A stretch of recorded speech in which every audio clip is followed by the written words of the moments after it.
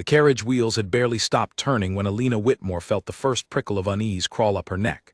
She did not know why. The estate before her, Ashcombe Hall, rose grand and gray against the pale morning sky, its windows catching the light like watching eyes. She told herself it was only nerves. Any woman would feel nervous arriving at the home of the man she was soon to marry. Yet the feeling did not fade as the carriage door opened, and a footman offered his hand to help her down. It stayed with her, quiet and persistent, like a whisper she could not quite hear. Alina was 24 years old, with dark hair pinned neatly beneath her travel bonnet, and eyes the color of strong tea. She had grown up in a modest house far from titles and grand halls, the daughter of a merchant who had worked hard but never grown rich. When the match with Duke Nathaniel Ashcombe had been proposed, her family had treated it as a miracle. Debts would be settled. Doors would open. Alina had agreed, not because she loved the idea of being a duchess, but because she believed, in her quiet way, that perhaps love could grow where duty had planted the first seed. She stepped onto the gravel drive and looked up at the house. It was beautiful in the way old things are beautiful, heavy with history and secrets that no one bothered to explain to newcomers. A woman in fine gray silk stood waiting at the top of the stone steps. This was Constance, the Dowager Duchess, Nathaniel's mother. Her posture was straight, her expression unreadable, and her eyes, sharp as a hawk's, studied Alina from head to toe before softening into something like a smile. "You must be Miss Whitmore," Constance said, her voice smooth and controlled. "Welcome to Ashcombe Hall." Alina curtsied. "Thank you, Your Grace. It is an honor to be here." "The honor," Constance said, "remains to be seen." It was a strange thing to say, and Alina almost laughed, thinking it a joke. But the Duchess did not smile again, and instead turned to lead her inside, leaving Alina to wonder if she had misheard. The interior of the hall was just as grand as the outside promised. Tall windows let in streams of golden light that danced across polished floors. Portraits of long-dead Ashcombes lined the walls, their painted eyes following Alina as she walked. Servants moved quietly, efficiently, each one glancing at her with a curiosity they tried and failed to hide. Alina felt like a new piece of furniture being appraised, weighed, and measured against some invisible standard. "Your rooms are prepared in the East Wing," Constance said. "You will find they connect by a private corridor to the family's quarters. My son insisted on it.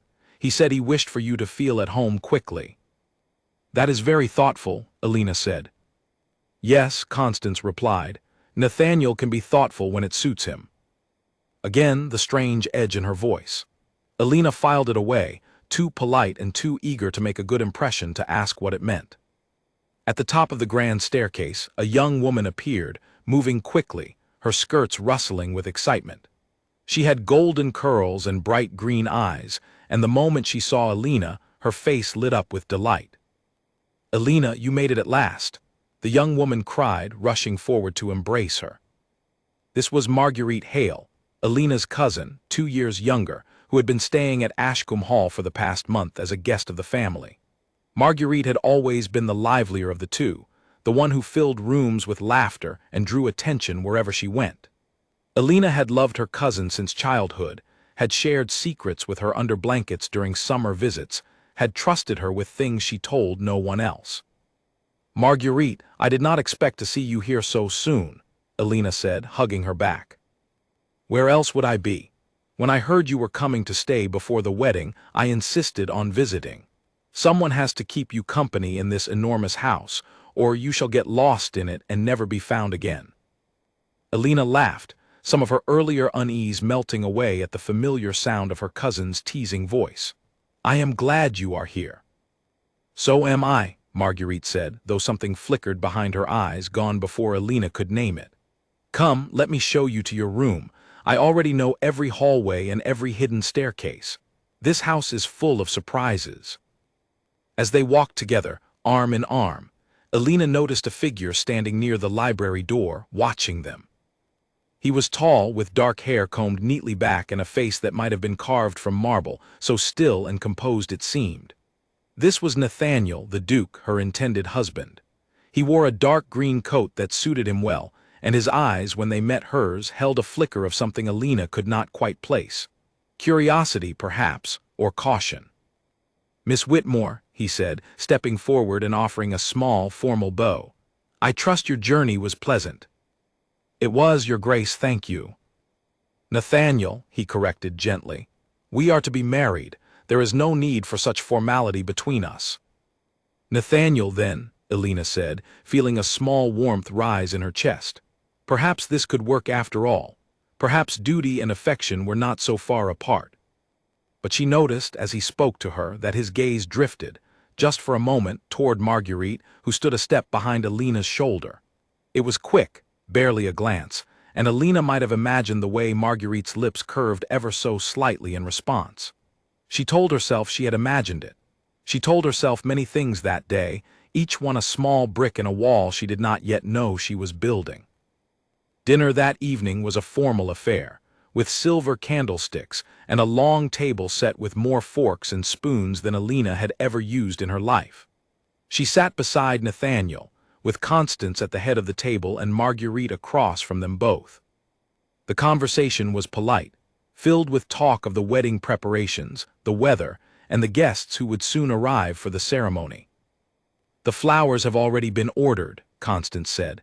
"White roses mostly, though I have asked for a few lilies as well. Do you have a preference, Miss Whitmore?" "White roses sound lovely," Alina said, "though I confess I have never given much thought to flowers." "A practical woman," Constance said, and there was something approving in her tone, though her eyes remained distant, as though she were watching a scene unfold that only she could see. Nathaniel said little during the meal, answering questions when asked but offering nothing beyond politeness. Alina found herself trying to draw him out, asking about his interests, his childhood, the estate he would one day fully inherit.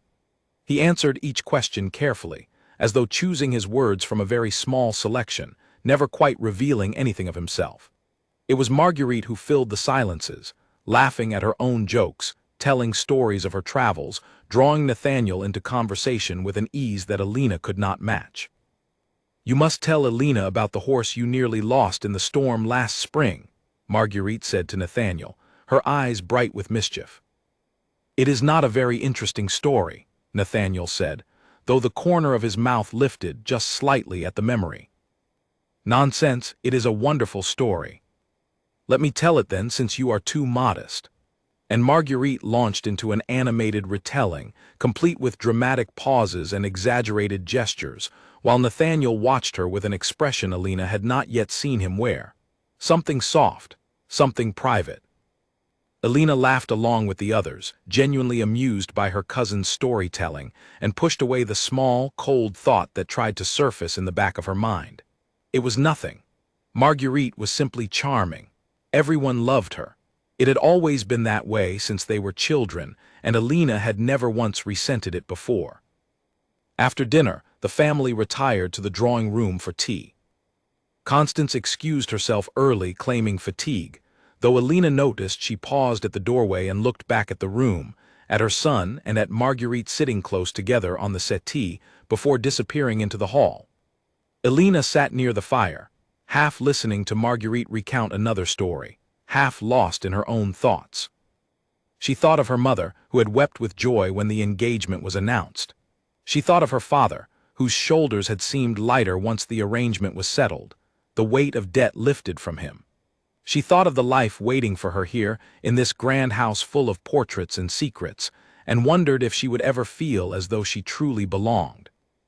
Later that night, as she prepared for bed in her new chamber, Alina stood at the window and looked out over the moonlit gardens. The ground stretched far into the darkness, hedges trimmed into careful shapes, a stone fountain glinting faintly in the pale light. Somewhere out there, an owl called, and the sound made her shiver, though the room was warm. She thought of the strange things Constance had said. The honor remains to be seen. Nathaniel can be thoughtful when it suits him. She thought of the glance Nathaniel had given Marguerite, and the way Marguerite's lips had curved in response. She told herself again that she was imagining things, that the unease she felt was nothing more than the natural anxiety of a woman far from home, about to begin a new life among strangers. But as she climbed into the unfamiliar bed, pulling the heavy blankets up around her shoulders, the feeling did not leave her. It settled instead into the quiet corners of her mind, waiting, patient as a shadow, for the moment it would prove itself true. Outside her door, footsteps passed softly down the corridor, pausing for a moment before continuing on. Alina did not hear them. She had already drifted into an uneasy sleep, unaware that the house around her held its breath, waiting for the story to begin in earnest. 3 days passed in a haze of fittings and introductions, of names Alina tried and failed to remember, of rooms she wandered through without truly seeing them. Ashcombe Hall was so vast that she often found herself lost, turning down corridors that led nowhere she expected, discovering staircases that seemed to appear and vanish depending on the hour. She told herself she would learn the house eventually. She told herself many things during those first days, the way a person tells themselves the weather will improve when the sky has already turned gray. It was on the 4th morning that Alina first noticed the pattern, though she did not yet understand what she was seeing. She had risen early, unable to sleep, and made her way down to the breakfast room, expecting to find it empty at such an hour. Instead, she found Nathaniel already there, standing near the window with a cup of tea he had not touched, his shoulders tense beneath his morning coat. "You are up early," Alina said, stepping into the room. He turned, and for a brief moment something crossed his face that looked almost like guilt, though it smoothed away so quickly Alina could not be certain she had seen it at all. "I could not sleep," he said. "The house is quiet at this hour. I find it helps me think." "What troubles you?" "Nothing troubles me," he said too quickly. "Estate matters, numbers and ledgers, nothing a bride need worry herself with." Alina accepted this answer, though it did not entirely satisfy her. She poured herself tea and sat at the table, and Nathaniel joined her, though the conversation between them remained stiff and careful, like two people navigating a room in the dark, afraid of what they might knock over.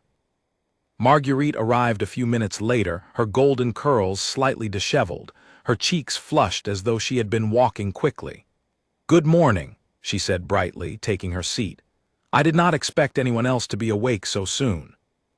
"Nor did I," Alina said, glancing between her cousin and her intended husband, though neither seemed to notice the look that passed briefly between them, a look Alina could not name but felt in her chest like a small, cold stone.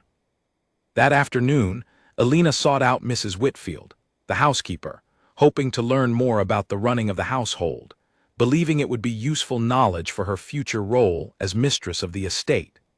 Mrs. Whitfield was an older woman with silver hair pulled back into a tight bun and eyes that had seen decades of the family's private business. She answered Alina's questions politely, efficiently, but Alina noticed a certain carefulness in her manner, a way of choosing her words that suggested she knew more than she said. "Has the Duke always risen so early?" Alina asked, trying to sound casual.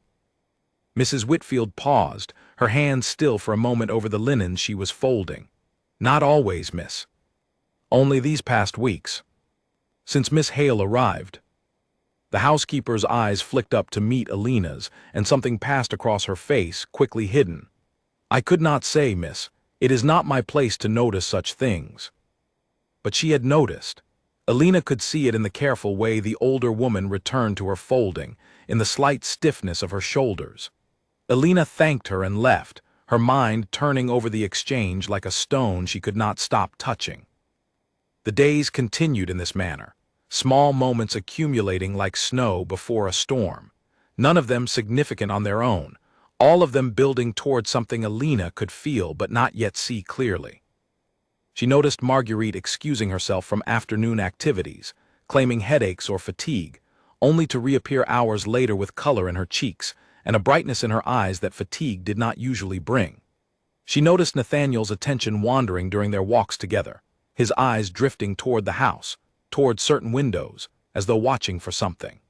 She noticed the way servants lowered their voices when she entered rooms, the way conversations stopped and restarted with careful blandness. One evening, after a quiet dinner during which Marguerite had claimed illness and remained in her room, Alina sat with Constance in the drawing room. the two women alone for the first time since Alina's arrival. Nathaniel had excused himself early, citing correspondence that required his attention, though Alina had begun to notice how often his excuses followed a similar shape. "You seem thoughtful tonight, Miss Whitmore," Constance said, setting down her needlework. "I suppose I am," Alina admitted. "It is a great deal to adjust to, new house, new family, new life." "Yes," Constance said, "it is a great deal." She studied Alina for a long moment, her sharp eyes softening into something almost like sympathy. "May I offer you some advice, my dear?" "Please." "Trust what you see with your own eyes," Constance said. "Not what you are told, not what you wish to be true, what you see." Alina felt a chill move through her, though the fire burned warm in the grate. "What do you mean, Your Grace?" But Constance only shook her head, picking up her needlework once more. "I mean nothing in particular, only that a woman who trusts her own eyes is rarely deceived for long." She said no more on the matter, and Alina did not press her, though the words lodged themselves deep in her chest, a splinter she could not remove.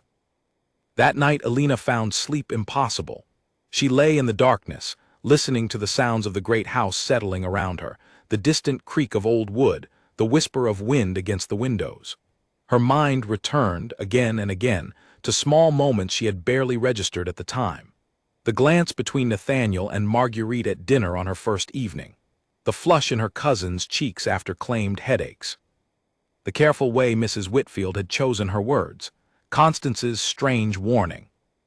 She told herself she was building a story from nothing, weaving suspicion from thread too thin to hold any real weight. Marguerite was her cousin, someone she had known and loved her entire life. Nathaniel was to be her husband, a man of honor and position who had no reason to betray an arrangement that benefited his family as much as hers. These were foolish fears, born of a nervous mind in an unfamiliar place. She would not let them take root. And yet, despite her efforts to reason herself into calm, the unease remained, curled quietly in her chest like a small animal waiting for the right moment to wake. The following week brought the arrival of guests for the upcoming wedding, distant relatives and family friends who filled the halls of Ashcombe with noise and laughter and endless conversation. Alina welcomed the distraction, throwing herself into the preparations with an energy that surprised even her. She approved flower arrangements, discussed menus with the cook, fitted her wedding gown twice more, each time finding small adjustments needed to the delicate lacework.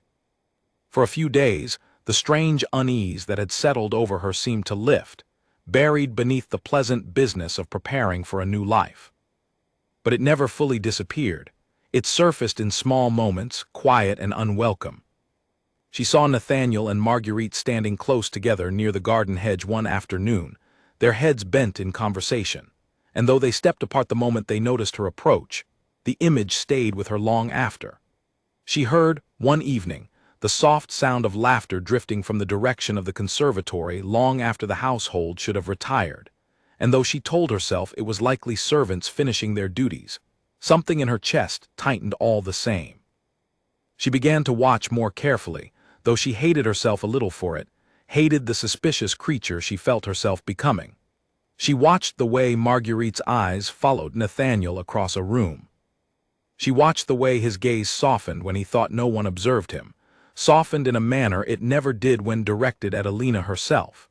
She watched, and she gathered these small observations like stones in her pocket, heavy and cold, though she still could not bring herself to believe what they seemed to suggest. One rainy afternoon, unable to bear the confinement of her room any longer, Alina wandered into the estate's library, hoping to lose herself in a book and quiet the restless turning of her thoughts. She found Constance already there, seated near the window with a book open on her lap, though her eyes were fixed on the rain-streaked glass rather than the page before her. "Your Grace," Alina said, pausing in the doorway. "I did not mean to intrude." "You are not intruding," Constance said, gesturing for her to enter. "Sit with me a while if you wish. The rain makes for poor company otherwise." Alina settled into the chair opposite, grateful for the company despite the strange formality that always seemed to hang between them.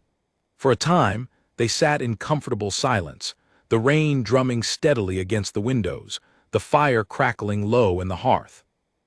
"May I ask you something, Your Grace?" Alina finally said. "You may ask, I cannot promise an answer. Was your own marriage arranged, as mine has been?"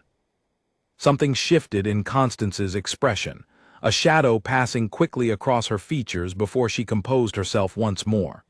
"It was," she said, "arranged when I was younger than you are now, to a man I had met perhaps 3 times before our wedding day." "Did you come to love him?" Constance was quiet for a long moment, her fingers tracing the edge of the book in her lap. "I came to understand him," she said finally. "Whether that is the same as love, I have never been entirely certain, but I learned, in time, what I needed to know about the shape of my own life, and I built what happiness I could within it." She looked up, meeting Alina's eyes with an intensity that seemed to carry unspoken weight. "I hope, for your sake, that you will not need so many years to learn what I learned." Alina wanted to ask what she meant, wanted to press further into the strange undercurrent that seemed to run through every conversation with this careful, watchful woman. But before she could speak, the library door opened and Marguerite entered, her cheeks pink from the cold, her curls damp with rain despite having claimed she meant only to walk to the stables and back.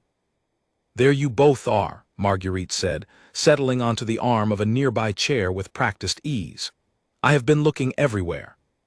Nathaniel wondered if you would join us for cards this evening, Alina."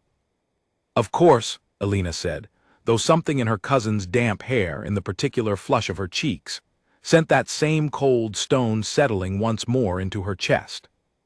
Constance said nothing, but Alina, glancing toward her, caught the older woman watching Marguerite with an expression that was neither warm nor unkind, but simply, carefully, observant, as though she too were gathering stones of her own, waiting for the moment their combined weight would finally prove too much to ignore. That night, as Alina prepared for the card game, she paused before her mirror, studying her own reflection in the flickering candlelight. She looked, she thought, like a woman trying very hard to believe in something she no longer fully trusted. She smoothed her hair, straightened her gown, and told herself, one more time, that she was imagining shadows where none existed.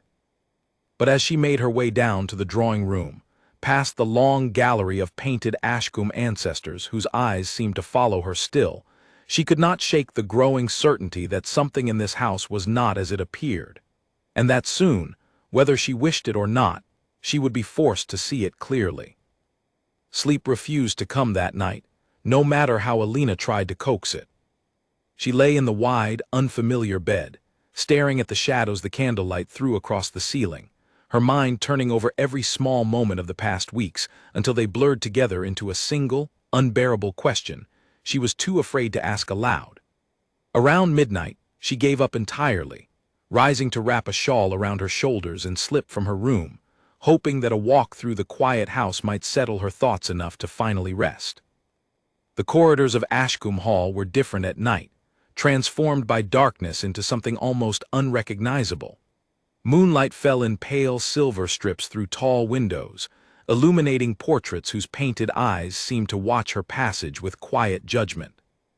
Alina walked slowly, her bare feet silent against the cold stone floors, following no particular path, simply moving because stillness had become unbearable. She found herself, without quite intending to, near the east wing, where a narrow corridor led toward the old conservatory, a glass-walled room built decades ago by some earlier duchess with a passion for rare flowers. Alina had visited it only once since her arrival, marveling at the exotic blooms that filled the humid air with sweetness, the moonlight now filtering through its glass roof to scatter silver light across the leaves within. As she approached, she heard voices, low and urgent, carried faintly on the still night air. She paused, some instinct urging her to retreat, to return to her room and forget she had heard anything at all. But another part of her, the part that had been gathering stones for weeks, the part that could no longer bear the weight of not knowing, pulled her forward instead. She reached the conservatory door, left slightly ajar, and looked through the narrow gap into the moonlit room beyond. Nathaniel stood near the center of the conservatory, among the tall ferns and climbing vines, his dark coat discarded over a nearby bench.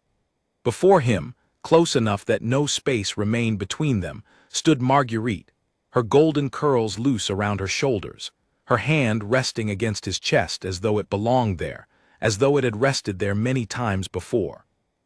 Elena watched, frozen, unable to look away, as Nathaniel lowered his head and kissed her cousin, gently at first, then with a certainty that spoke of familiarity, of something practiced and known rather than sudden or accidental. Marguerite's arms rose to circle his neck, and for a long, terrible moment, the two of them existed in a world that had no room for Elena at all. The sound that escaped Elena's throat was small, barely a breath, but it was enough. Nathaniel's eyes opened, meeting hers across the moonlit space between them, and his face drained of color as he stepped back from Marguerite so quickly that he nearly stumbled against the bench behind him. "Elena," he said, her name breaking from him like something torn.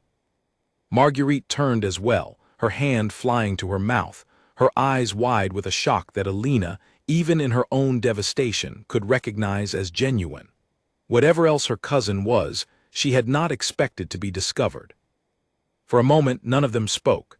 The conservatory seemed impossibly silent, the only sound the faint drip of water from the fountain in its center, the distant call of a night bird somewhere beyond the glass walls. Elena felt as though she were standing outside her own body, watching this scene unfold from a great distance, unable to feel the ground beneath her feet. "Elena, please," Nathaniel said, taking a step toward her, one hand extended as though he might somehow undo what she had witnessed simply by reaching for her. "Let me explain." "Explain what exactly?" Elena's voice came out steadier than she expected, though it felt as though it belonged to someone else entirely. "Explain why I found you kissing my cousin in the middle of the night, 4 days before our wedding." "It is not what it appears," he said, though even as the words left him, they sounded hollow, unconvincing even to his own ears. "Is it not?" Elena asked. "Then tell me what it is." Nathaniel opened his mouth, but no words came. Beside him, Marguerite had begun to weep, her hands pressed to her face, though whether from guilt or fear or simple humiliation at being caught, Elena could not tell and found in that moment that she did not particularly care. "How long?" Elena asked, her eyes moving to her cousin. "How long has this been happening?" Marguerite lowered her hands, her face streaked with tears, and for a moment Elena saw something flicker across her cousin's expression that looked almost like relief, as though some long-held burden had finally been set down. "Since I arrived," Marguerite said, her voice barely above a whisper. "Elena, I am so sorry. I never meant for it to happen. I never meant to fall in love with him." The word love struck Elena like a physical blow, and she found herself taking an involuntary step backward, as though putting distance between herself and the sound of it might somehow lessen its impact. "You fell in love with him," Elena repeated slowly, "while I was preparing to marry him. While our families celebrated the match that would save my father from ruin. While I sat at dinner beside him, trying to build something between us, not knowing that you had already built something of your own, in secret, behind my back." "Elena, it is not so simple," Nathaniel began, but Elena raised a hand, and something in her expression stopped him mid-sentence. "Do not," she said quietly, "do not tell me it is not simple. It is remarkably simple, Nathaniel. You agreed to marry me while wanting someone else. You let me arrive in this house, let me sit beside you at dinner, let me believe we might build some kind of life together, all while carrying on behind my back with my own cousin. There is nothing complicated about that. It is simply a betrayal, plain and complete." "I never wished to hurt you," he said, and Elena almost laughed at the absurdity of the statement, though no laughter came, only a cold, clear anger that settled into her chest like ice. "And yet you have," she said, "thoroughly." She looked between the two of them one final time, Nathaniel pale and stricken, Marguerite still weeping, her golden curls disheveled, her earlier brightness dimmed entirely by shame. Elena felt, strangely, no urge to weep herself, no overwhelming grief that she might have expected from such a moment. Instead, she felt something clearer, something almost like relief, as though a great weight she had been carrying unknowingly had finally been set down before her, visible at last, and therefore possible to leave behind.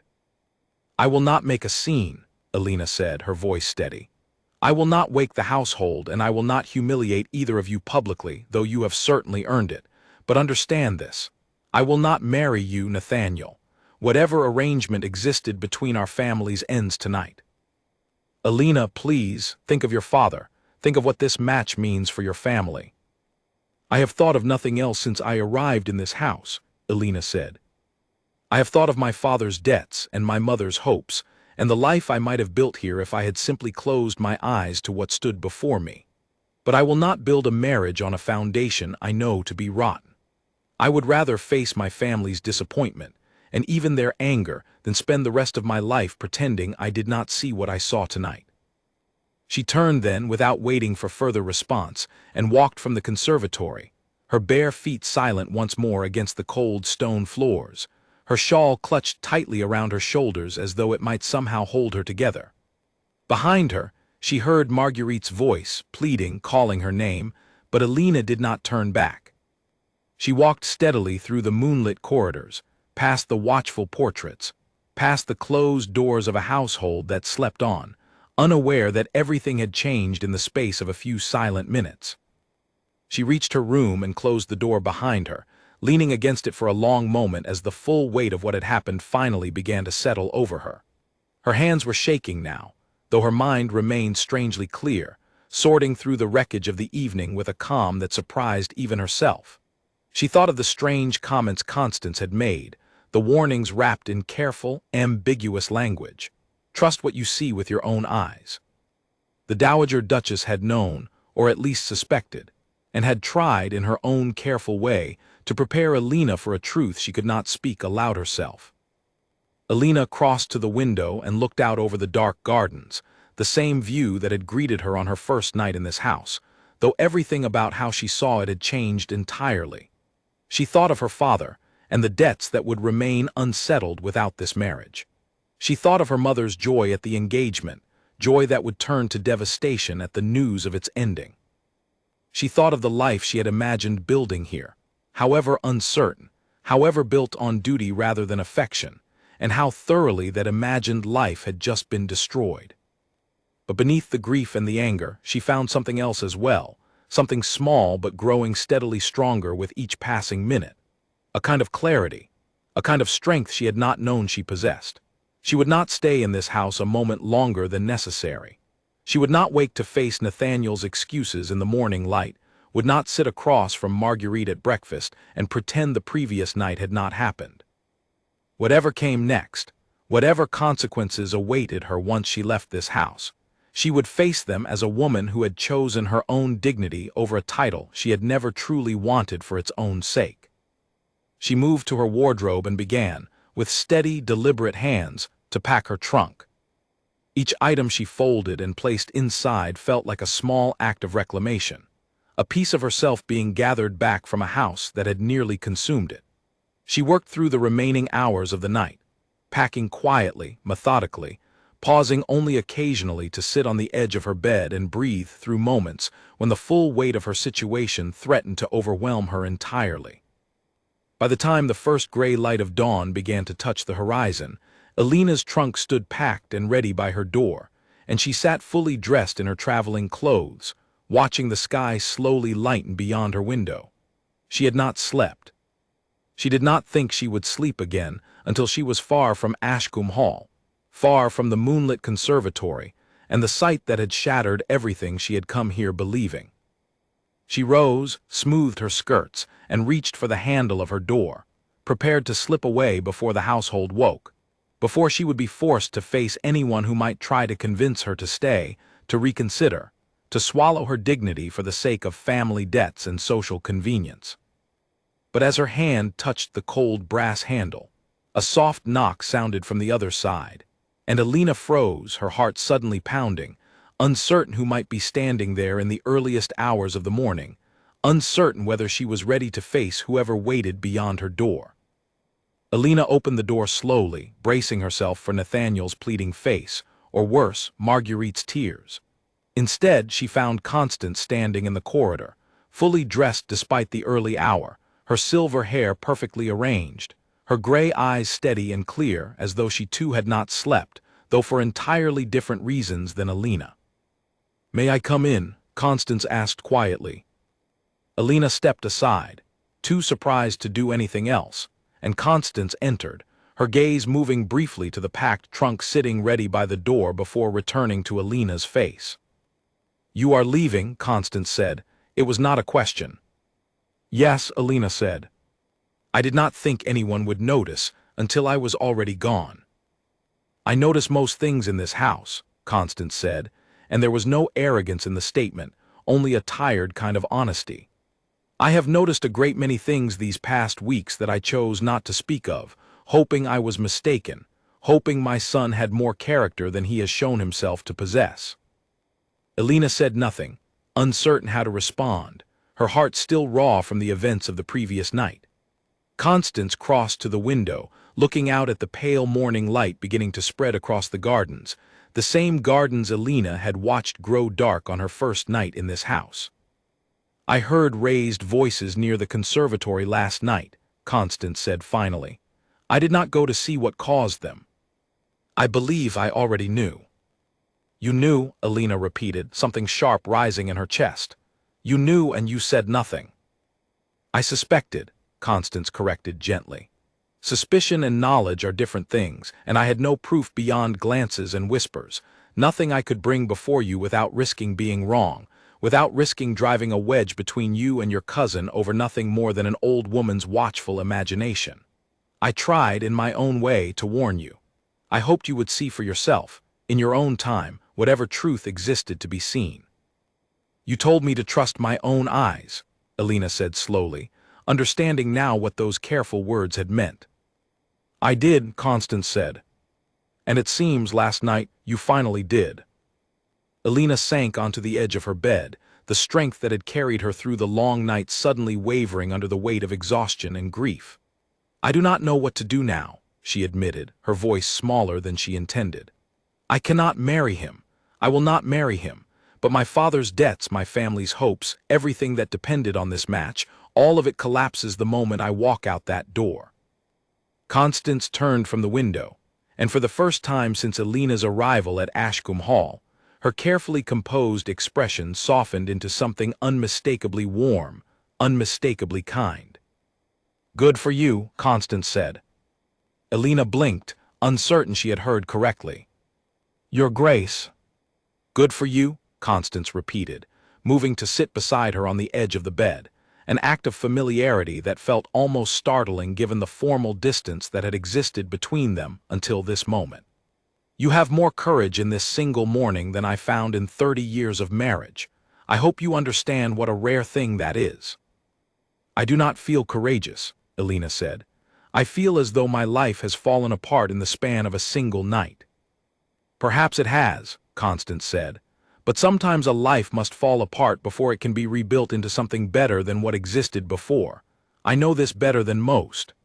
She paused, studying Alina's face with an intensity that seemed to search for something specific, something she needed to find before continuing. "May I tell you something I have told no one in this house, not even my own son?" "Please," Alina said, though a part of her braced for whatever difficult truth was about to be shared. "My own marriage was arranged, much as yours was meant to be," Constance began, her voice taking on a distant quality, as though she were speaking as much to some earlier version of herself as to Alina. "I was 17 when I first met my husband, the late Duke, and I confess I found him handsome enough, charming enough, that I convinced myself affection would grow naturally between us, given time and patience." "Did it?" Alina asked. "No," Constance said simply, "it did not. He was not unkind to me, not in any way I could have brought before a court of law or even before my own family with any hope of sympathy. But he was distant, always distant, his true warmth reserved for pursuits and companions that had nothing to do with the wife he had been given rather than chosen. I spent decades in this house, mistress of a household that never quite felt like my own, married to a man who treated me with the same careful courtesy he might have shown a valued guest. Nothing more, nothing less. Alina listened, something in her chest aching with recognition, with the terrible familiarity of a story that echoed in its bones the life she had so nearly chosen for herself. "I am sorry," she said quietly. "Do not be sorry," Constance said. "I am not telling you this to seek your pity. I am telling you because I watched you arrive in this house 3 weeks ago, full of quiet hope, trying so hard to build something meaningful from an arrangement built on nothing more than debts and titles. And I recognized in you the same young woman I once was, walking willingly toward a life of careful, permanent disappointment. I could not bear to watch you make the same choice I made, not when I saw, even before I had proof, the shape of what was happening beneath this roof." "What should I have done differently?" Alina asked. "The debts are real. My father's ruin is real. This marriage was meant to solve problems that will not simply disappear because I choose to walk away from them." "No," Constance agreed, "they will not disappear. But you will face them as yourself, Alina, whole and clear-eyed, rather than as a woman slowly disappearing into a marriage built on betrayal. There is a difference, I promise you, between hardship faced with dignity and comfort purchased with your own quiet erasure. I chose the second path, all those years ago, and I have spent every year since wondering what life I might have built had I chosen differently." Alina felt tears rising now, the first she had allowed herself since discovering Nathaniel and Marguerite in the conservatory the night before, though these tears felt different from grief, felt instead like something being released rather than something being lost. "What happens now?" Alina asked. "I cannot simply climb into a carriage and disappear. Where would I go? What would I tell my family?" Constance reached out and took Alina's hand in her own, her grip surprisingly firm for a woman of her years. "You will tell your family the truth," she said, "that the match dissolved due to circumstances beyond your control, circumstances that reflect no dishonor upon yourself. And you will not travel alone, nor without resources. I intend to see to that personally, whatever protests my son might offer once he learns of my involvement." "Your Grace, I could not ask you to." "You are not asking," Constance interrupted, a faint smile touching her lips for the first time since entering the room. "I am offering. There is a considerable difference, and I would ask that you allow an old woman the small satisfaction of finally doing something useful, with the years of quiet observation this house has forced upon me." Alina looked at her, this woman who had seemed so distant and unreadable upon her arrival, now revealed as something far more complex, someone who had carried her own long years of disappointment with a grace that had somehow never fully calcified into bitterness, who had watched Alina's approaching heartbreak and had tried, in her limited way, to soften its blow before it fell. "Thank you," Alina said softly. "I do not think I have properly thanked you yet for everything." "There will be time for thanks later," Constance said, rising from the bed with the brisk efficiency of a woman accustomed to managing crises. "For now, we must plan. The household will wake within the hour, and I do not intend for you to face my son's excuses or your cousin's tears over breakfast this morning. You will leave before either of them rises, and I will deal with the aftermath in whatever manner proves necessary." "Will you be safe remaining here after I go?" Alina asked, a genuine concern rising in her despite everything. Constance's expression turned briefly fierce, something formidable flashing behind her composed features. "My dear, I have managed this household and this family for 30 years, through far greater difficulties than a foolish son's poor choices. I assure you, I will manage perfectly well." She moved toward the door, then paused, looking back at Alina with an expression that carried both warmth and something like pride. "Rest a while if you can.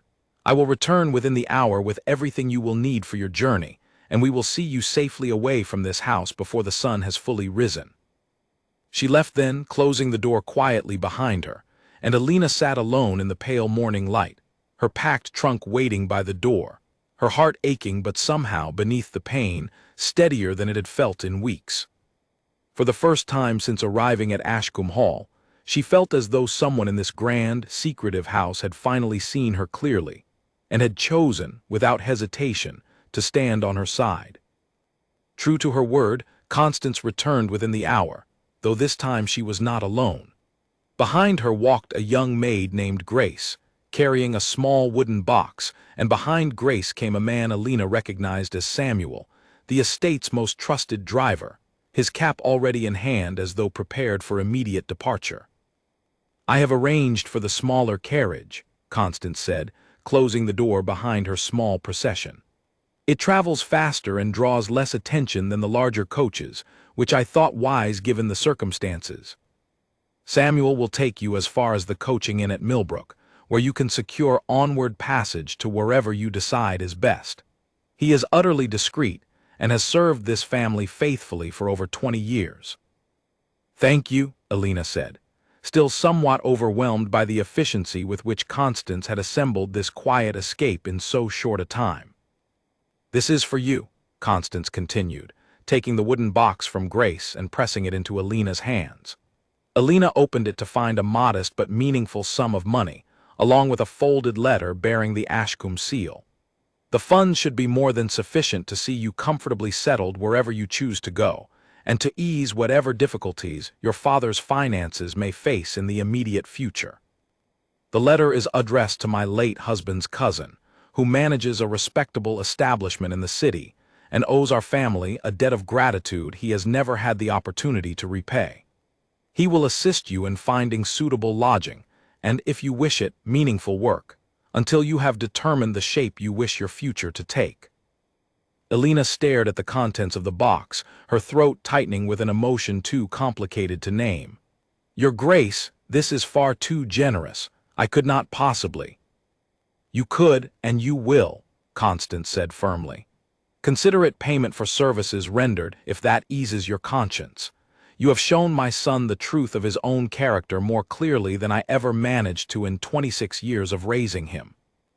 That alone is worth a great deal to me."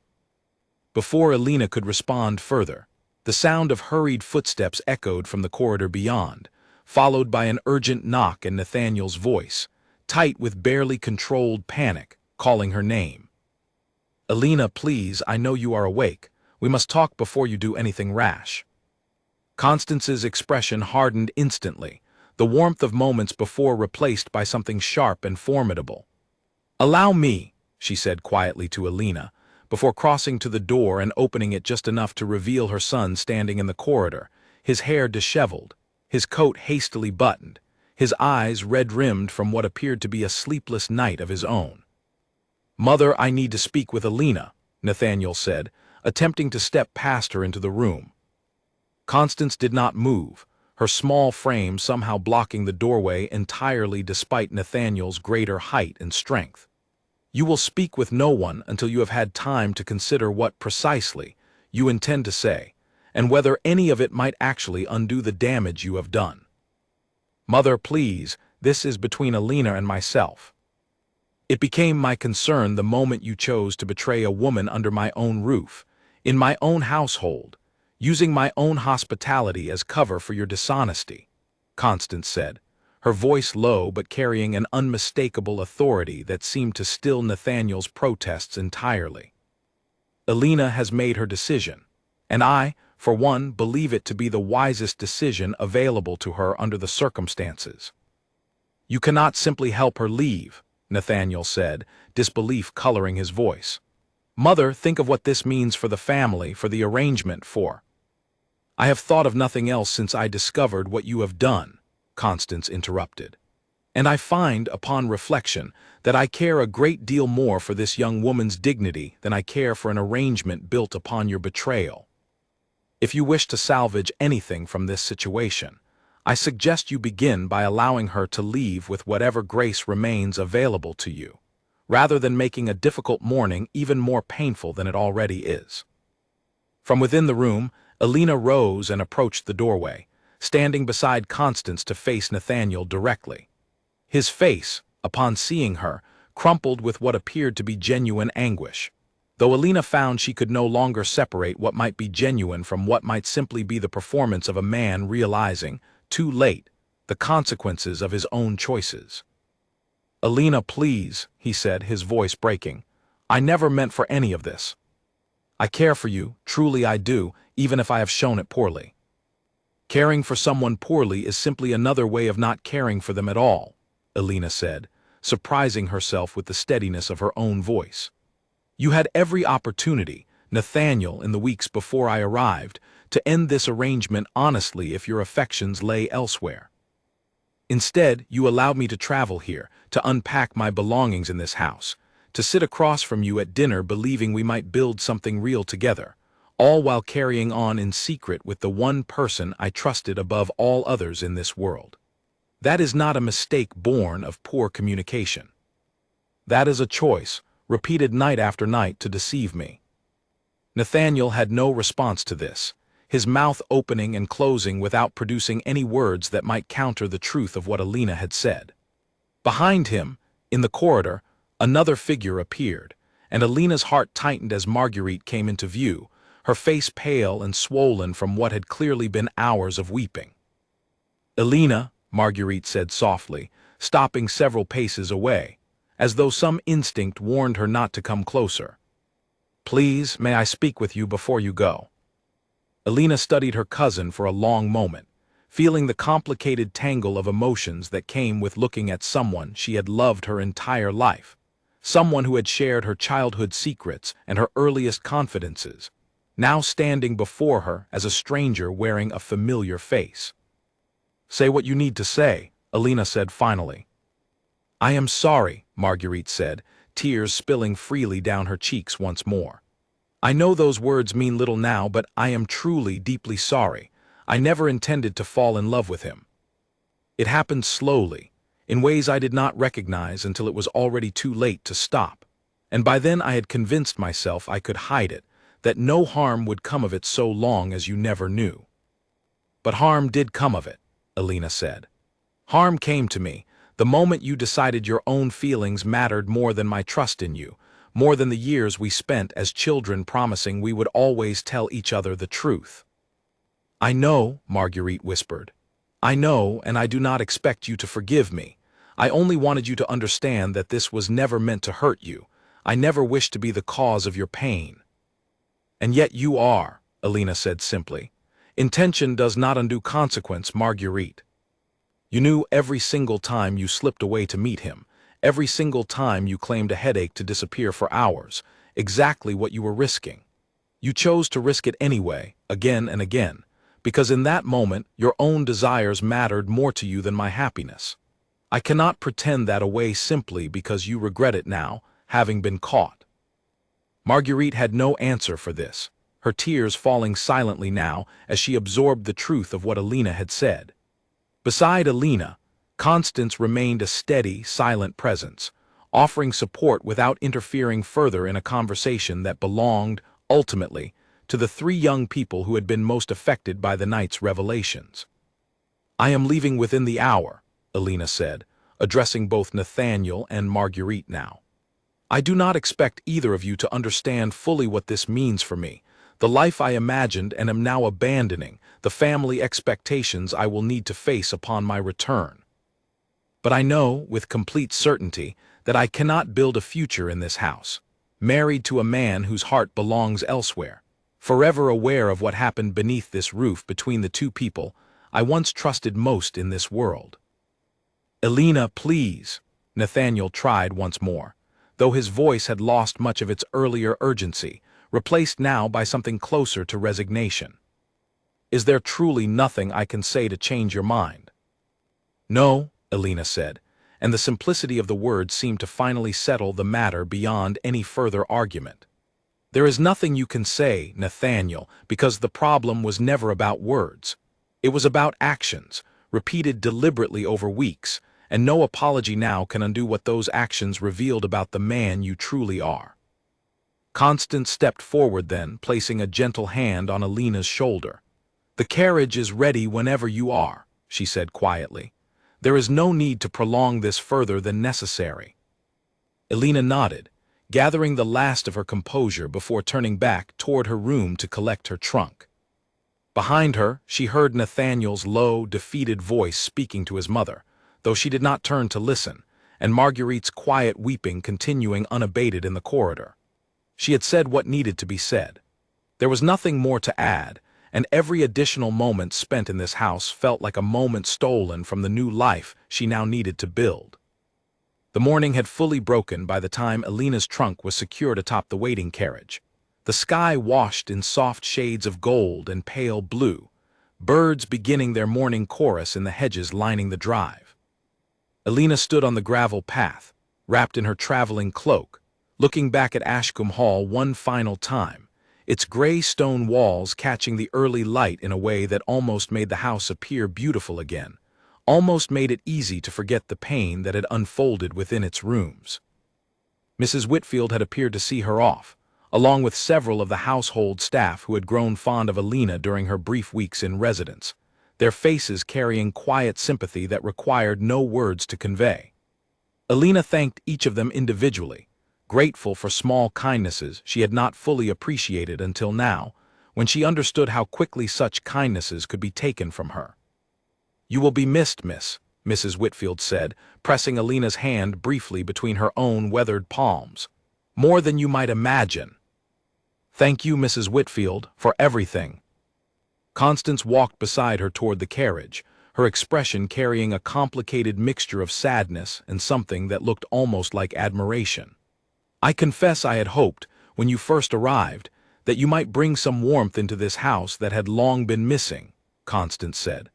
"I did not expect that warmth to reveal itself instead in your courage to leave it." "I did not expect to need such courage," Alina admitted. "I came here hoping only to build a quiet, reasonable life. I never imagined I would need to fight for my own dignity within weeks of arriving." "Life rarely announces its true tests in advance," Constance said. "We simply find ourselves facing them and discover, often to our own surprise, what we are truly made of." She paused beside the carriage door, studying Alina's face with an intensity that seemed to memorize every detail. "I want you to understand something before you go. What happened here is not a reflection of any failing on your part.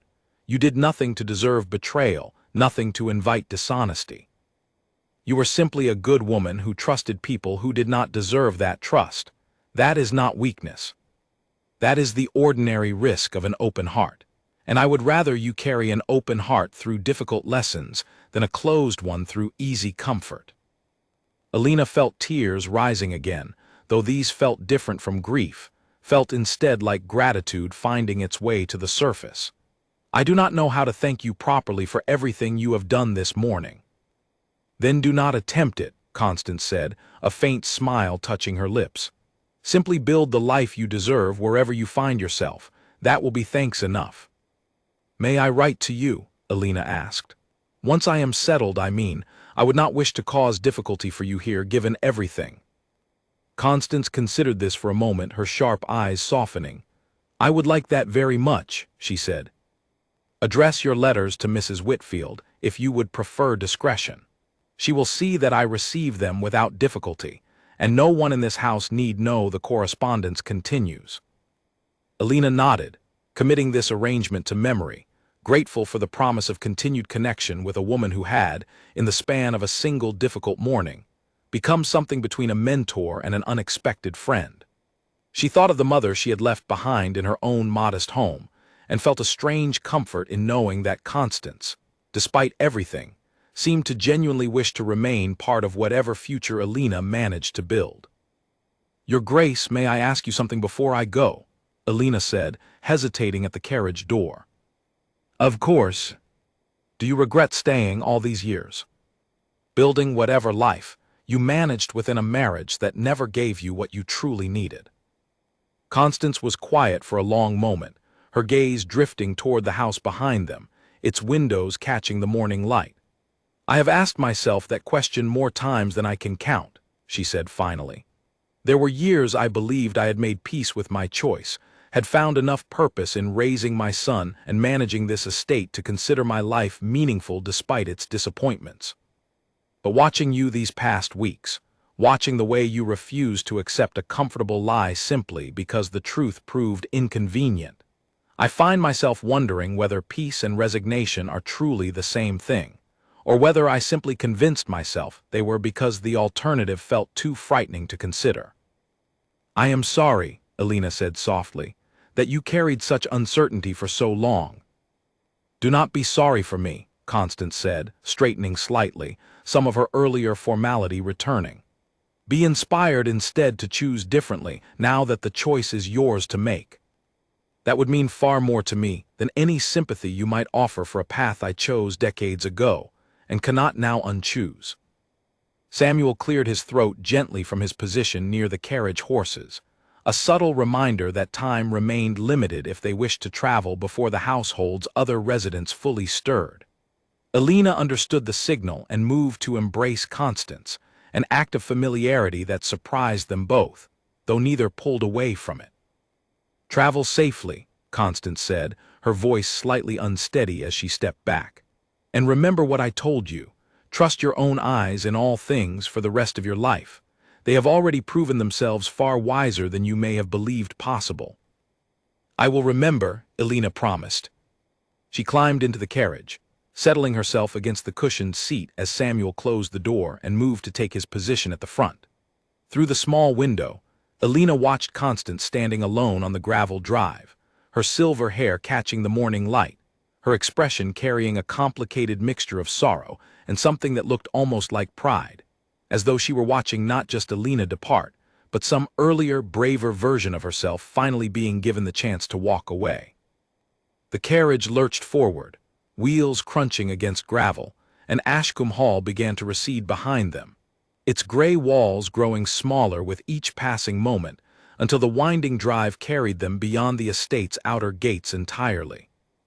Alina watched until the house disappeared from view behind a stand of ancient oak trees, and only then did she allow herself to sit back fully against the seat, releasing a breath she felt she had been holding since the moment she discovered Nathaniel and Marguerite together in the moonlit conservatory. The journey to Millbrook would take several hours, and Alina found herself grateful for the quiet solitude the carriage provided, time enough to finally process everything that had unfolded in the span of a single, transformative night. She thought of her father, and the difficult conversation that awaited her upon returning home, the debts that would remain unsettled, the disappointment she would need to face from a family that had placed such hope in this arranged match. But beneath that anxiety, she found something steadier taking root, a quiet certainty that she had made the only choice available to a woman unwilling to sacrifice her own dignity for the sake of convenient arrangements. She opened the wooden box Constance had given her, studying the contents once more, the modest fortune that would ease her family's immediate difficulties, the letter that promised connection to respectable work and lodging in the city. It was not the life she had imagined when she first accepted the arranged marriage, not the grand title or the settled security that had once seemed so certain. But it was a life that belonged entirely to her, built on her own choices rather than her family's debts, and Alina found, as the carriage carried her further from Ashcombe Hall with each passing mile, that this uncertain freedom felt more valuable than any certainty she might have purchased through silence and pretense. The countryside rolled past the carriage window, green fields giving way to small villages, the occasional farmer already at work in early morning light, entirely unaware of the quiet transformation happening within the carriage passing along the road beside their fields. Alina watched it all with a strange sense of detachment, as though she were witnessing the world for the first time through new eyes, eyes that had finally learned to see clearly what stood before them, regardless of how painful that clarity might prove. By midday, the carriage would reach Millbrook, and from there, Alina would need to decide the true shape of her next steps, whether to return immediately to her family with the difficult truth, or to first establish herself in the city with the connections Constance had provided, building some foundation of independence before facing her parents' disappointment. She had time yet to decide, hours of quiet road ahead in which to consider her options without the pressure of immediate decision. For now, she simply watched the countryside pass, feeling the strange lightness that came from finally setting down a burden she had not fully realized she was carrying. The burden of pretending, of hoping, of building elaborate justifications for small, troubling moments she had noticed and dismissed rather than confronting directly. That burden had lifted the moment she chose to trust her own eyes, exactly as Constance had advised, and though the road ahead remained uncertain in every practical sense, Alina felt, for the first time in weeks, that she was finally walking toward a life that would be entirely, unmistakably her own. Back at Ashcombe Hall, the household settled into an uneasy quiet as the morning wore on.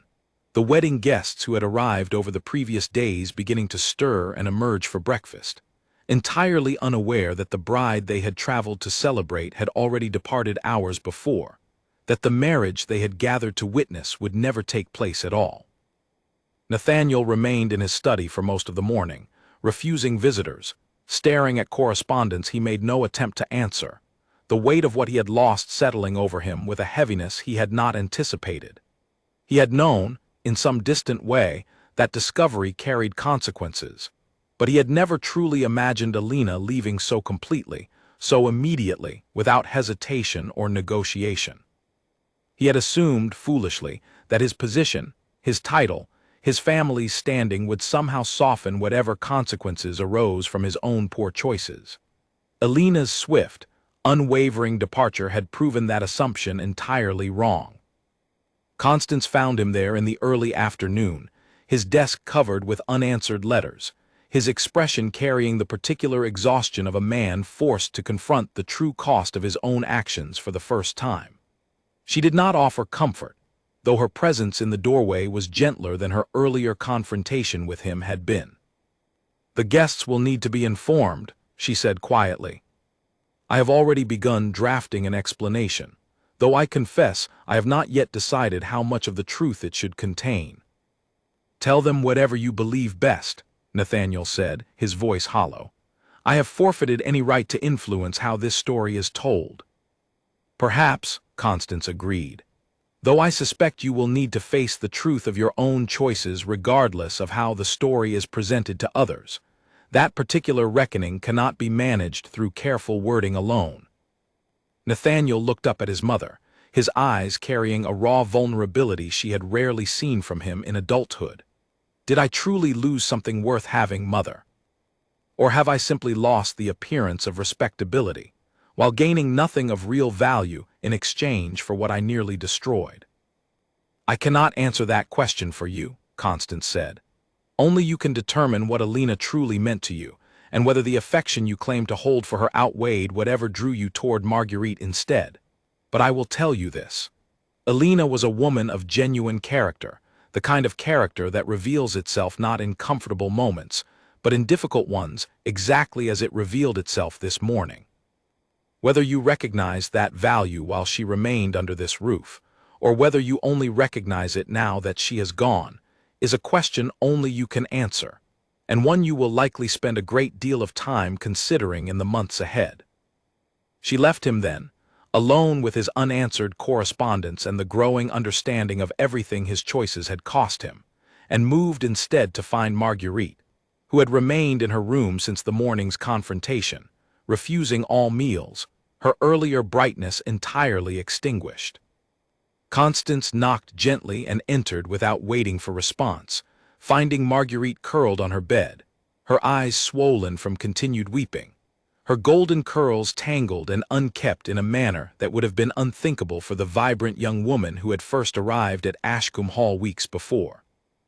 "You will need to decide, quite soon, where you intend to go," Constance said, not unkindly, though without particular warmth either. "I do not believe it would be wise for you to remain here, given everything that has happened, and I suspect your own family will have questions about the sudden change in your cousin's circumstances that you will need to answer honestly." "I do not know what to tell them," Marguerite whispered. "Then perhaps the truth would serve you better than any careful explanation you might construct instead," Constance said. "You are young, Marguerite, and young people make foolish, painful mistakes. But mistakes compound when they are hidden rather than acknowledged, and I suspect your relationship with Alina, whatever remains of it after today, will depend entirely on your willingness to take full responsibility for your own choices rather than seeking to minimize them." Marguerite said nothing, though her tears continued, and Constance, after a long moment, sat beside her on the edge of the bed, her expression softening slightly despite her continued disapproval of the younger woman's actions.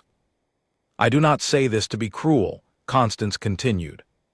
"I say it because I hope, in time, You might learn something valuable from this painful lesson, something that serves you better in whatever life you build going forward.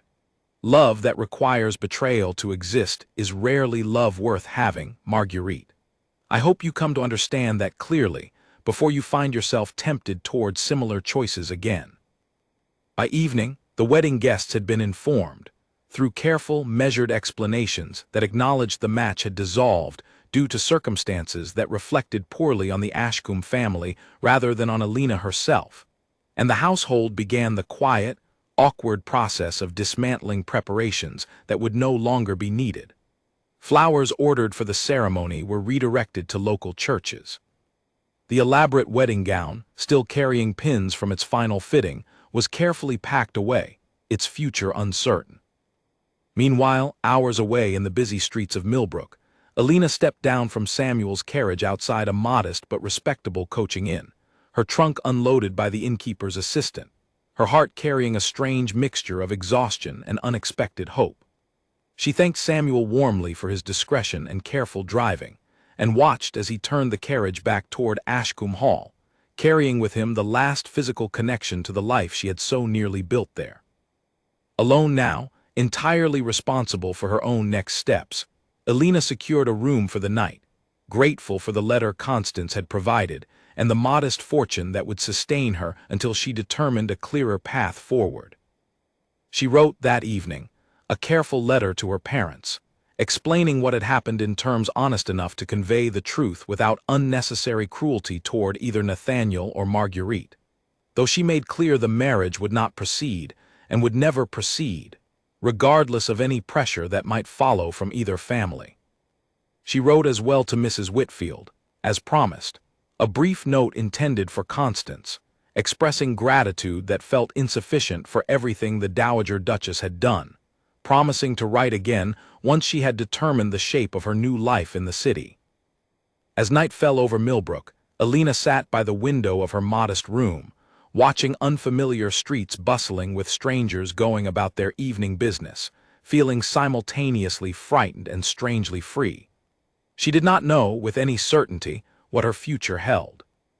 She did not know how her parents would receive the news, whether her father's financial difficulties would prove insurmountable without the marriage that had promised to solve them, whether the city ahead of her held opportunity or further disappointment. But she knew, with a certainty that steadied something deep within her chest, that she had chosen honestly, had refused to build a life on a foundation of pretense and betrayal, and that whatever came next would belong entirely to her, shaped by her own choices rather than circumstances forced upon her by others. It was not the future she had imagined when she first accepted the arranged marriage weeks before. But standing at the threshold of genuine uncertainty, Alina found she preferred this honest unknown to the comfortable, hollow certainty she had so narrowly escaped. She thought of Constance, standing alone on the gravel drive as the carriage pulled away, her expression carrying that complicated mixture of sorrow and pride, and found herself hoping, fervently, that the older woman might yet find her own measure of peace, whatever shape that peace eventually took. Perhaps, Alina thought, watching this final courage take root in a younger woman's choices might offer Constance something valuable as well, some quiet vindication for decades of careful, patient endurance. The candle beside her bed burned low as Alina finally allowed herself to close her eyes, exhaustion overtaking the anxious energy that had carried her through the long, transformative day. Tomorrow would bring new challenges, new decisions, the beginning of a life built entirely from her own choices rather than her family's arrangements. But tonight, for the first time in weeks, Alina slept soundly, untroubled by the strange unease that had haunted her throughout her time at Ashcombe Hall, finally at peace with the difficult necessary choice she had made. 3 months passed before Alina felt truly settled in her new life within the city, though those months carried more growth and change than she had experienced in the previous several years combined. The letter Constance provided had introduced her to Mr. Alden Fairweather, a distant relative of the late Duke, who managed a respected publishing house specializing in educational materials and household guides. He had welcomed Alina warmly, moved by both his old debt of gratitude to the Ashcombe family and his genuine admiration for the courage her situation demonstrated once he heard the full account of what had transpired. Alina began working within his establishment initially as an assistant, organizing correspondence and reviewing manuscripts, though her natural intelligence and careful attention to detail quickly earned her greater responsibility. Within weeks, Mr. Fairweather had entrusted her with editing decisions on several publications, impressed by her clear writing and her instinct for what readers truly wanted from the practical guides his company produced. Alina found unexpected satisfaction in this work, a sense of purpose that had never been available to her within the narrow expectations of an arranged marriage, however grand the title that marriage might have offered. Her parents' reaction to the broken engagement had been difficult, exactly as she anticipated, her mother weeping over letters that arrived with news of the dissolved match, her father initially struggling to reconcile himself to debts that would now need to be managed through other means. But Constance's generous gift, combined with Alina's growing income from her position with Mr. Fairweather, provided enough relief that the family's most pressing difficulties were gradually addressed, and her parents, though disappointed by the lost opportunity, ultimately expressed pride in their daughter's courage once they understood the full circumstances that had prompted her departure. Alina visited them twice during those first months, brief trips home that felt both familiar and strangely distant, as though she had grown into someone new during her weeks at Ashcombe Hall and her subsequent independence, someone her parents were still learning to recognize within the daughter they had raised. Her mother, in particular, seemed to view Alina with a new kind of respect, listening intently to descriptions of her work with the publishing house, asking questions about the manuscripts she edited, and the ideas she encountered through her expanding responsibilities. "I never imagined you building such a life for yourself," her mother admitted during one visit, sitting together in the small parlor of Alina's childhood home. "When your father first suggested the match with the Duke, I believed it represented the only real security available to you. I am ashamed now that I did not consider what security you might build through your own efforts instead." "You could not have known," Alina said gently. "I did not know myself until circumstances forced me to discover it." Word of what had happened at Ashcombe Hall spread, inevitably, through the social circles that connected both families, though the accounts varied considerably depending on who told the story. Some painted Alina as a foolish young woman who had abandoned a remarkable opportunity over a minor indiscretion. Others, closer to the truth, understood the full weight of what she had witnessed and admired her refusal to accept a marriage built on such fundamental betrayal. Alina found, as months passed, that she cared less and less about which version of the story reached which listeners, secure enough in her own understanding of what had happened, and why her choice had been the only one available to a woman unwilling to sacrifice her dignity. Marguerite wrote to her twice during those months, letters filled with continued apology and increasingly desperate attempts at reconciliation, though Alina found herself unable to respond with anything beyond careful, distant courtesy. The wound her cousin's betrayal had caused remained too raw for genuine forgiveness, though Alina harbored no active desire for continued conflict either. She simply allowed the relationship to exist in a kind of suspended distance, uncertain whether time might eventually soften what had happened enough to permit real reconciliation, or whether some betrayals simply changed the shape of a relationship permanently, regardless of how much time passed. Of Nathaniel, Alina heard little beyond occasional mentions in Constance's regular letters, which arrived faithfully through Mrs. Whitfield exactly as promised.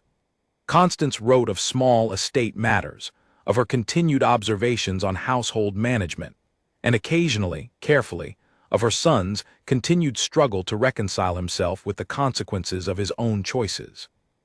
He had not, according to Constance's careful account, pursued any relationship with Marguerite following Alina's departure. The guilt and public embarrassment of the broken engagement apparently souring whatever affection had existed between them into something neither seemed willing to acknowledge openly. "I believe he has finally begun to understand what he lost," Constance wrote in one letter, received several months after Alina's departure. Though understanding arrives, as it so often does, only after the loss has become permanent and irreversible. I confess I feel little sympathy for this particular lesson, given how avoidable his current unhappiness might have been, had he simply chosen honesty over deception when honesty remained an available option. Alina read these letters with a complicated mixture of emotions, no longer carrying the sharp pain of betrayal that had initially accompanied any thought of Nathaniel, but also feeling no particular satisfaction in his continued unhappiness either. She had, in the months since leaving Ashcombe Hall, built something genuinely her own, a life that felt increasingly complete on its own merits rather than defined by what she had lost or left behind. Nathaniel's continued struggles felt, increasingly, like they belonged to a different chapter of her life entirely, one she had closed firmly and moved beyond. By the 6th month following her departure, Alina had saved enough from her growing salary to secure modest but comfortable lodgings of her own, no longer dependent on the temporary arrangements Mr. Fairweather had initially provided. She furnished her small apartment with careful attention, filling it with books and simple, well-chosen furnishings that reflected her own taste rather than any inherited grandeur. For the first time in her life, she lived entirely according to her own preferences, answerable to no family expectations, no arranged obligations, simply building the quiet, meaningful existence she had once believed impossible outside the security of marriage.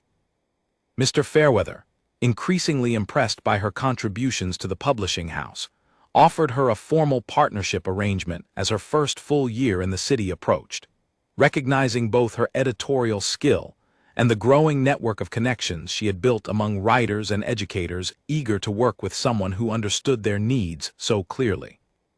Alina accepted with genuine excitement, understanding that this opportunity offered something the arranged marriage never could have provided, a stake in her own success built entirely through her own effort and talent. She wrote to Constance with this news, sharing her excitement with the woman who had made this entire path possible through her generosity and unwavering support during those difficult early morning hours at Ashcombe Hall. Constance's response arrived within weeks, carrying a warmth that had grown steadily through their continued correspondence. "I confess I feel a particular pride reading of your success," Constance wrote, "though I know full well that pride belongs entirely to you, earned through your own courage and continued effort rather than any assistance I provided along the way. I offered you only a modest beginning. Everything you have built since has come from your own strength, and I hope you understand what a rare and valuable thing that strength truly is." Alina kept this letter, along with several others Constance had sent over the months, in a small wooden box on her writing desk, a physical reminder of the unexpected friendship that had grown from such painful circumstances. She thought often of the Dowager Duchess, standing alone on the gravel drive as Alina's carriage pulled away, and wondered whether Constance had found, in the months since, any measure of the peace she had spoken of wishing for Alina's future. She did not have to wonder for long. Nearly a year after Alina's departure from Ashcombe Hall, a letter arrived that carried news Alina had not anticipated, news that would prove, in its own quiet way, as significant as the events that had first brought their unlikely friendship into being. The letter had arrived on a quiet autumn afternoon, delivered to Alina's small apartment by a messenger who explained nothing beyond the sender's name, already familiar and welcome upon the envelope. Alina opened it at her writing desk, the same desk where she now conducted much of her editorial work for the publishing house that bore, increasingly, the mark of her own careful judgment and growing reputation. Constance's handwriting, usually so steady and controlled, carried a slight unevenness that immediately caught Alina's attention, a small detail suggesting the letter had been written during some moment of genuine emotion, rather than the composed formality that typically characterized their correspondence. "My dear Alina," the letter began, "I write to you today with news I believe you deserve to hear directly from me, rather than through whatever distorted accounts might eventually reach you through other channels. I have made the decision to leave Ashcombe Hall permanently, retiring instead to a smaller property some distance away, one that belonged to my own family before my marriage and has remained, through all these years, quietly mine in a manner the great house never truly was. Alina read on, her heart quickening with a complicated mixture of surprise and understanding, sensing immediately the significance of what Constance was describing. You once asked me whether I regretted the choices I made decades ago, choices that kept me within a marriage that never offered the warmth I once hoped it might contain. I told you at the time that I had convinced myself peace and resignation were the same thing. Though watching your own courage that difficult morning planted a seed of doubt, I have been unable to fully set aside since.